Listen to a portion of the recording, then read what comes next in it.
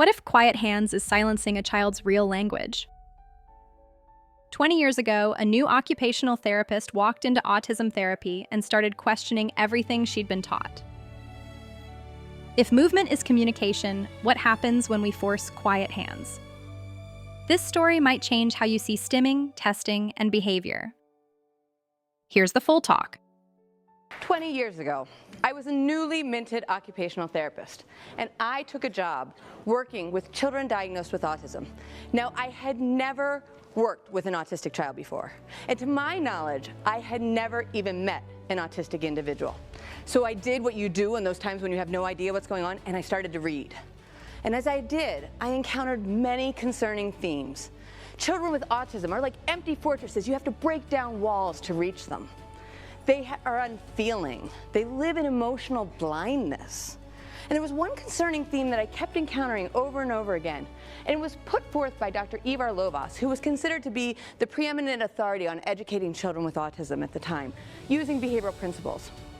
And this theory was that when you were working with a child with autism, you were starting from scratch. You had a child in the physical sense, hair, ears, nose, eyes, but not in the psychological sense. You had to build that child. And often to build that child in scaffold development, you had to strip away interfering behaviors. Now, you can imagine that I was quite concerned and wondered what I had gotten myself into. And I was also extremely curious as to what my qualifications as a new grad were for child building. So there was some trepidation when I went to my first day of work and I was about to encounter my first client. I look across the waiting room and there sits Corey, surprisingly looking like a whole child. Now, before I can even say hi to Corey, I'm whisked to the side of the room by his behavioral therapist and handed a behavior management plan. And in this plan is a list of all the things he's not allowed to do. Jumping, spinning, flapping his hands, silly talking.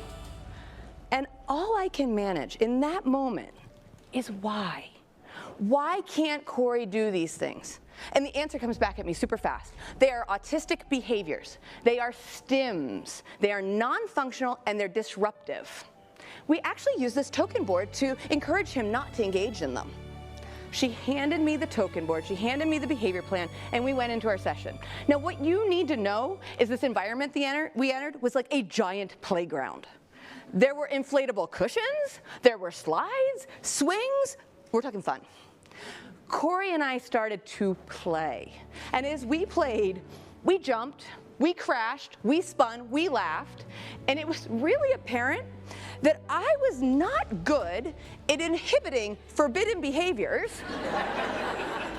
when I was actually engaged in them myself, because I was lost in play. It also was really evident to me that every time Corey got excited, he would jump and he would flap and he would jump and he would flap and he would giggle. Every single time. And I would say, "You look so excited." And the behavioral therapist would say, "Quiet hands." And I would go, "His hands are quiet. This doesn't make any sound." Okay. So it should come as no surprise that I was relieved of the token board and the responsibility for implementing that behavior management plan before the session even ended. I left my first encounter with an autistic child with two thoughts. Two. The first one was I was really, really bad at behavior management plans. The second was a question of why. Why did Corey engage in these behaviors? They appeared functional to me. Now, as I settled into my new job, it became apparent to me that this question of why didn't just apply to Corey. It applied to all the children on my caseload. So every time a behavioral therapist would come into a session with me, I'd ask the same question. Why does the child engage in these behaviors? And the answer was always the same, because they have autism.